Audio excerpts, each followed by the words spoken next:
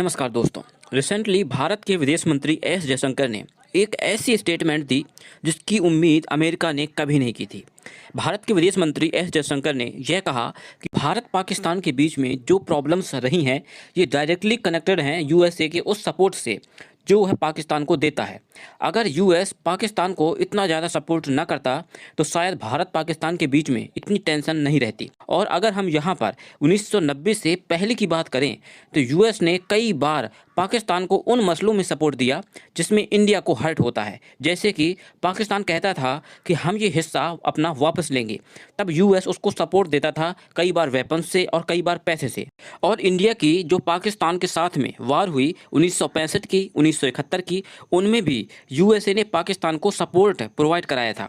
तो एस जयशंकर ने यहाँ पर सीधे मुंह यही बात बोल दी कि अगर आप यहाँ पर हिस्ट्री की बात करें तो यूएसए ने पाकिस्तान को सपोर्ट किया है और इससे इंडिया पाकिस्तान के रिलेशन तो खराब हुए ही हैं, इंडिया और यूएसए के रिलेशन भी इम्प्रूव नहीं कर पाए हैं। लेकिन यहाँ पर उन्होंने इस बात का भी मेंशन किया कि अगर आज के समय की अगर हम बात करें तो आज इंडिया क्वाड जैसे ग्रुप का सदस्य है जो कि यूएस के साथ है और जहाँ पर इंडिया कोई भी प्रेशर फेस नहीं करता है।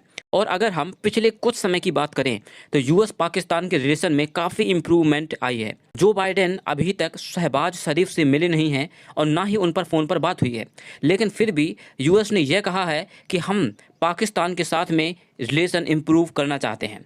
और एक तरफ जहां ह्यूमन राइट को लेकर यूएस इंडिया की बहुत ज़्यादा आलोचना करता है, वहीं जहां प्रोफेट मोहम्मद की कंट्रोवर्सी को लेकर यूएस ने यह कहा कि हम ऐसी स्टेटमेंट की निंदा करते हैं, वहीं जब पाकिस्तान में सिख समुदाय के ऊपर अटैक होता है, मिनॉरिटी पर अत्याचार किया जाता है, तब ऐसे में यूएस कोई स्टेटमेंट नहीं देता है, बस रिपोर्ट में इस बात का जिक्र कर देता है और इन सब बातों पर पाकिस्तान की कभी भी आलोचना नहीं करता है। इस समय अगर हम पाकिस्तान की कंडीशन की बात करें तो पाकिस्तान की इकोनॉमिक कंडीशन बहुत ख़राब है और वह आईएमएफ से लोन लेना चाहता है, लेकिन लोन उसको आसानी से मिल नहीं रहा है। इसलिए अब संभावना ये बन रही है कि यूएस पाकिस्तान को आईएमएफ से लोन दिलवाने में हेल्प करेगा। लेकिन प्रॉब्लम्स इस बात की आ रही है कि पाकिस्तान अभी भी FATF की ग्रे लिस्ट में है और अगर कोई भी देश FATF की ग्रे लिस्ट में होता है तो ऐसे में उस देश को IMF और वर्ल्ड बैंक से लोन लेने में बहुत परेशानी होती है। तो पाकिस्तान भी यूएस के साथ में अपने रिलेशंस इंप्रूव करना चाहता है ताकि यूएस उसकी हेल्प करे और IMF से उसको लोन मिल जाए। इस समय अगर देखा जाए तो अमेरिका का झुकाव पाकिस्तान की तरफ काफ़ी ज़्यादा हो रहा है,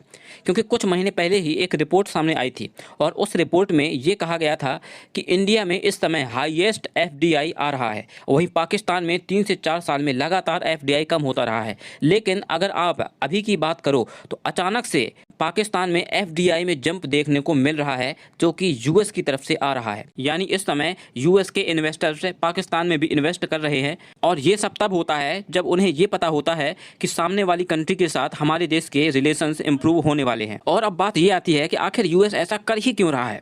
तो अभी तक हमने ये देखा कि इंडिया ने रिकॉर्ड लेवल पर रसिया से ऑयल परचेज किया है, क्योंकि रसिया ऑयल सस्ता दे रहा था और इंडिया को भी सस्ते ऑयल की ज़रूरत थी, इसलिए उसने रिकॉर्ड लेवल पर रसिया से ऑयल परचेज किया। जब यूएस ने रसिया पर सैंक्शंस लगा रखे हैं, इसके बाद भी इंडिया रसिया से ऑयल परचेज करता रहा और ऐसे में हमने ये देखा कि रसिया और इंडिया के रिलेशंस लगातार इंप्रूव हो रहे हैं। तो ऐसे में इंडिया को काउंटर करने के लिए यूएस ने पाकिस्तान को मोहरा बनाया है और ऐसे में अगर इंडिया का झुकाव रूस के साथ ज़्यादा होता है या फिर इंडिया रसिया से ज़्यादा वेपन्स परचेज करने की कोशिश करता है तो ऐसे में यूएस पाकिस्तान को सपोर्ट कर सकता है।